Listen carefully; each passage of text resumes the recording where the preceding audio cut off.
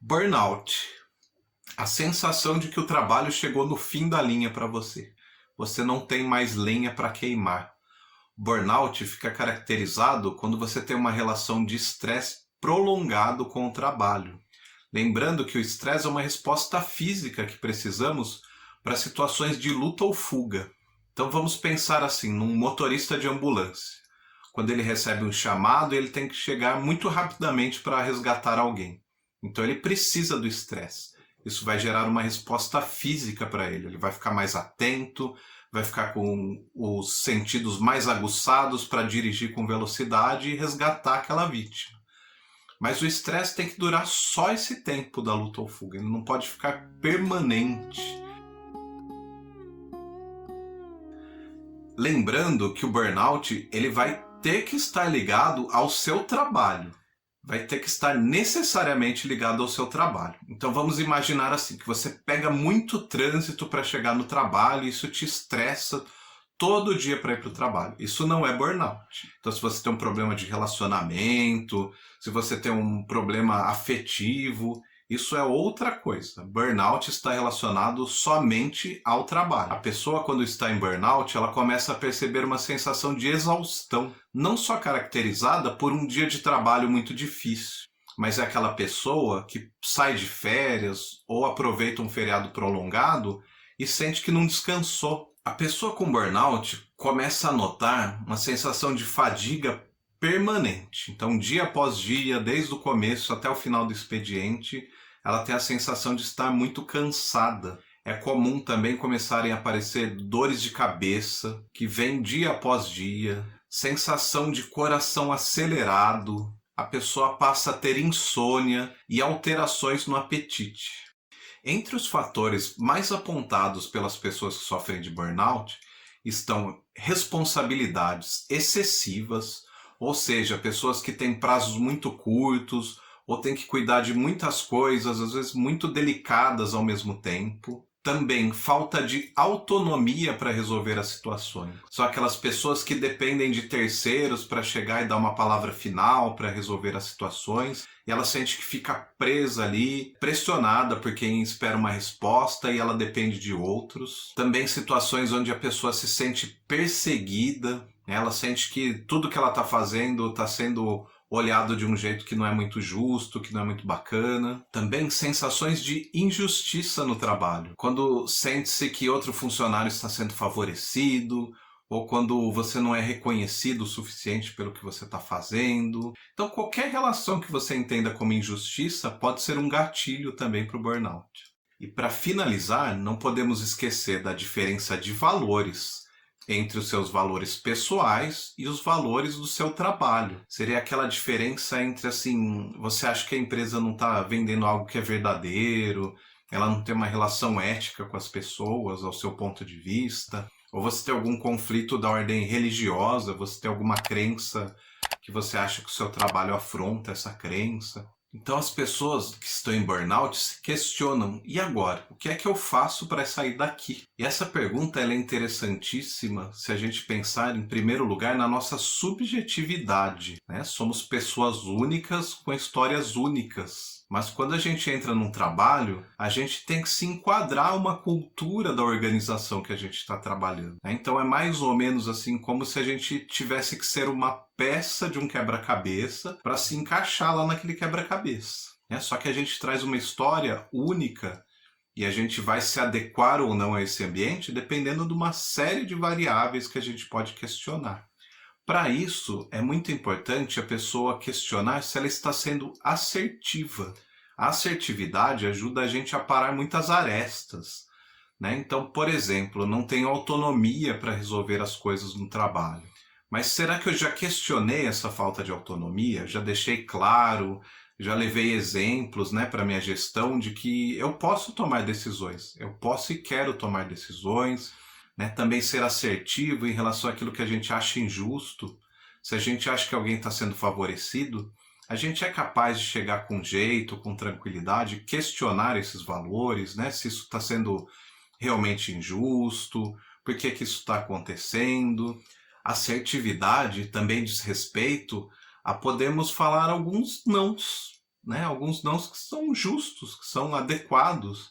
Então, se a gente está carregando muita responsabilidade, está sobrecarregado com prazo, com afazeres, a gente tem que ser assertivo para falar: não conseguirei entregar nesse prazo, preciso de mais gente para me ajudar a realizar essa tarefa.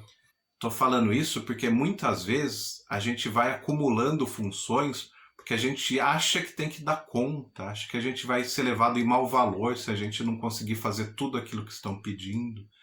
E muitas vezes vai ter só uma dissonância de comunicação, né? Como se a gente estivesse esperando o outro adivinhar que a gente está sobrecarregado, né? Porque a gente já pensa: poxa, todo mundo está vendo que eu estou sobrecarregado.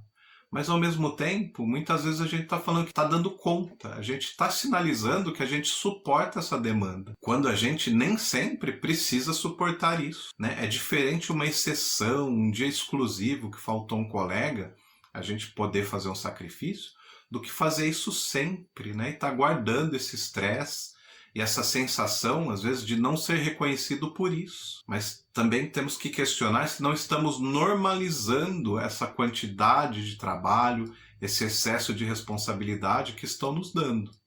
E sobre o que é justo ou injusto? Como é que a gente chega nessa medida? É diferente, por exemplo, a gente falar de uma equiparação trabalhista. Então eu desenvolvo a mesma função que um amigo meu e ele ganha mais do que eu para fazer a mesma coisa. Para isso a gente tem lei que nos protege, mas também há interpretações subjetivas. Muitas vezes nós imaginamos que outras pessoas são favorecidas, né, que essa relação é injusta, mas nem sempre é assim. Que é normal ter simpatia mais por um do que por outro.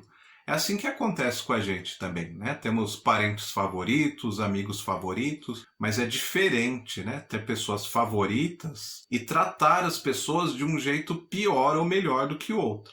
Então podemos pensar que nessa relação subjetiva, né, de gostar mais de um ou de outro, são coisas normais. Não pode faltar respeito, não pode faltar adequação no tratamento com as pessoas. Né? Será que às vezes não é coisa da nossa cabeça também ficar pensando: olha, gosta mais de outra pessoa é puxa-saco? E às vezes vai entrando tanta caraminhola na nossa cabeça que a gente vai deixando de fazer o básico ali, de cultivar a nossa relação com essas pessoas de uma forma profissional. E por último, né, uma coisa muito importante que a gente nunca pode perder de vista: se questionar se a gente não está realmente num trabalho que é um barco furado, que vai afundar a qualquer momento. Né? Se a gente tem uma junção de muitos fatores, os nossos valores estão muito diferentes dos valores da empresa, a relação realmente é injusta, não respeitam leis trabalhistas, é um salário muito abaixo do mercado e talvez eu consiga coisa melhor em outro lugar, a relação entre as pessoas não é bacana, falta respeito, e a gente vai se colocando na pressão de ter que continuar naquele trabalho. Às vezes é esse questionamento que a gente tem que fazer. Carregamos sim responsabilidades, todo mundo tem que pagar boleto, todo mundo tem suas contas para pagar.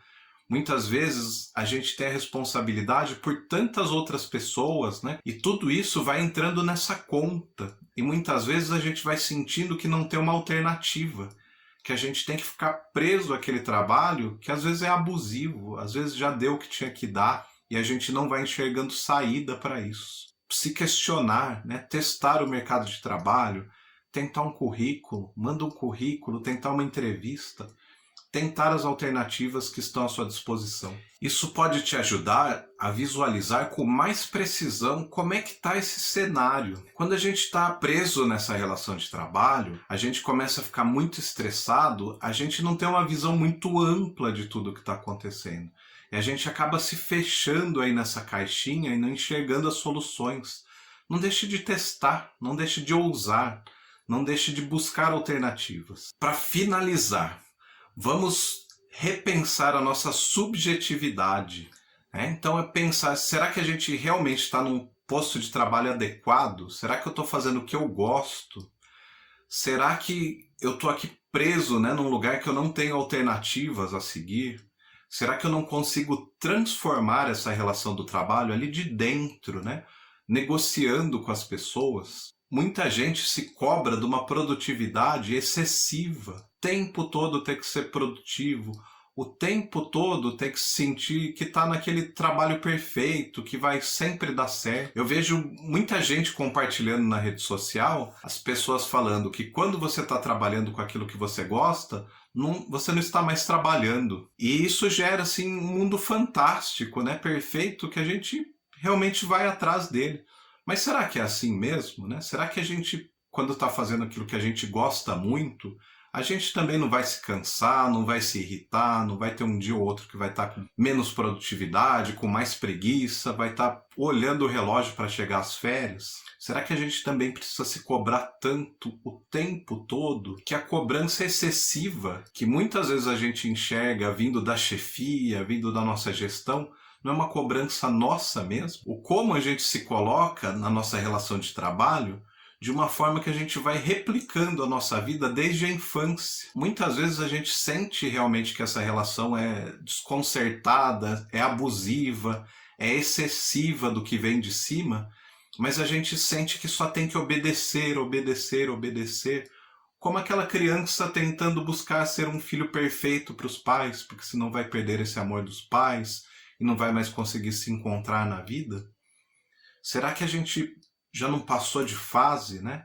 Será que essa vida adulta não pode ser ressignificada e que você não possa buscar alternativas que sejam muito mais adequadas, com menos culpa? Eu sou Reginaldo Iobi, psicólogo. Se você tem interesse por outros temas de psicologia, psicanálise e neuropsicologia, se inscreva no canal para receber em primeira mão os nossos conteúdos.